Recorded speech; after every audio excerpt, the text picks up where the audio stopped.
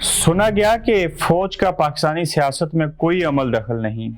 फिर ये कहा गया, वजाहत दी गई कि ये बैरूनी साजिश नहीं, मदाखलत हुई है।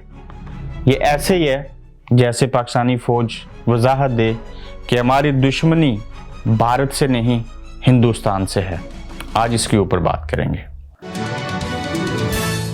अस्सलाम वालेकुम, आप देख रहे हैं गोरख धंधा।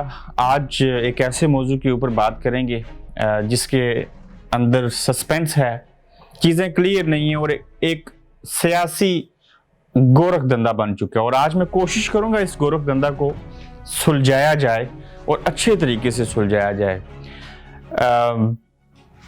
क्या आप में से कोई शख्स ये मान सकता है कि पाकिस्तानी इस्टेब्लिशमेंट का जो किरदार है वो सियासत में नहीं है? दुनिया का सबसे बड़ा झूठ है, ऐसे हो ही नहीं सकता। बरतानिया का जो मयार है डेमोक्रेसी का, दुनिया में इसकी मिसाल नहीं मिलती। भले अमेरिका के अंदर प्रेसिडेंशियल सिस्टम है और जगह हैं, इस्टेब्लिशमेंट का किरदार हर मुल्क की पॉलिटिक्स के अंदर होता है, अपने मुल्की और कौमी मफादात को मद्देनजर रखते हुए, मगर उसकी रेशो कम और ज्यादा हो सकती है। पहले आ जाते हैं साजिश और मदाखलत। पहली बात तो आपने मान ली कि खत था, मरासला आया था, उसमें कुछ बातें लिखी थी।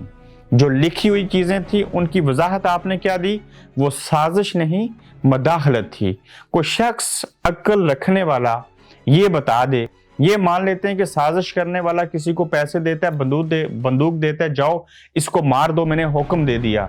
मदाखलत ये होती है कि आप कहीं बैठ के किसी को राय दें या कहें आप ऐसे नहीं ऐसे करो। जो भी सूरत थी, क्या उसकी वजाहत ये बनती थी सारा कुछ कर गुजरने के बाद कि ये साजिश नहीं, ये मदाखलत है? कोई बड़ा डिफरेंस नहीं है इसके अंदर।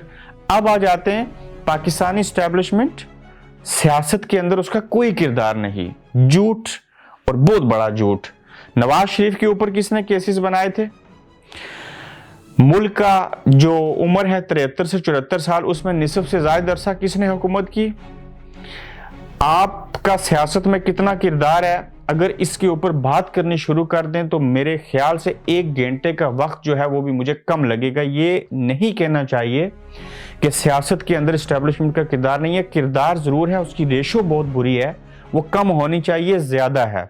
बिलखुसूस पाकिस्तान के अंदर मुझे एक सियासी पार्टी इंक्लूडेड PTI जो भी आज तक इक़्तिदार में आई, शुरू से कहता था कि इमरान खान को भी इस्टेब्लिशमेंट ने मैनेज करके लाया। नवाज शरीफ अब जो हुकूमत आई है इसके पीछे भी इस्टेब्लिशमेंट है। कोई भी पाकिस्तान की सियासी पार्टी, कोई भी पाकिस्तान का सियासतदान सिवाय इस्टेब्लिशमेंट की मदद के यहाँ तक पहुंच ही नहीं सकता। उसकी वजह कि हमने पाकिस्तान के अंदर जो सियासत परवान चढ़ाई, जो सियासी नर्सरियां बनाई, उनके जितने रास्ते हैं वो तमाम वहां से होके आते हैं और उनकी मर्जी के बगैर कुछ भी नहीं हो सकता। यही पालते हैं लोगों को, यही आगे लेके आते हैं, यही ताज पे बिठाते हैं, यही तख्त से उठा देते हैं।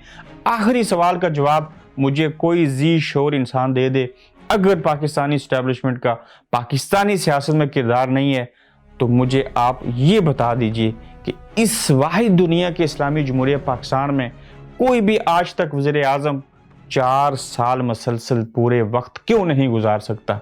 वो कौन सी बलाएं हैं, वो कौन से बलंडर हैं जो इनके पीछे आते हैं और इनको इक़्तिदार से बाहर कर देते हैं या किसी को वज़ारत उज़्मा की कुर्सी से हटा देते हैं? रोज़ा रख के झूठ मत बोलें, बता दें कि पाकिस्तानी इस्टेब्लिशमेंट की मजबूरी है सियासत के अंदर आना। कौम को बताएं आपके सियासतदान एक दूसरे पे शक करते हैं, ये करप्ट लोग हैं, ये 10% इनका नाम है, ये चोर हैं, ये डाकू हैं। अगर इनके हवाले मुल्क को कर दिया तो फिर मुल्क का कुछ नहीं बचेगा। तो लिहाजा माने कि हमारी सियासत के अंदर मदाखलत है, उसकी रेशो, उसकी डायरेक्शन, पसंद नापसंद कम और ज़्यादा को तवज्जो दी जाए, उसे कम कर दिया जाए तो मेरे ख्याल से वो चीज़ बेहतर रहेगी। अपना फीडबैक ज़रूर दीजिए कि पाकिस्तानी इस्टेब्लिशमेंट का सियासत में कोई किरदार नहीं, क्या ये सच है? क्या साजिश और मदाखलत की डेफिनेशन आप लोगों की इस खोपड़ी में समझ आ सकी? अपना फीडबैक ज़रूर दीजिए। आप देख रहे हैं गोरख धंधा अब्रार कुरैशी के साथ।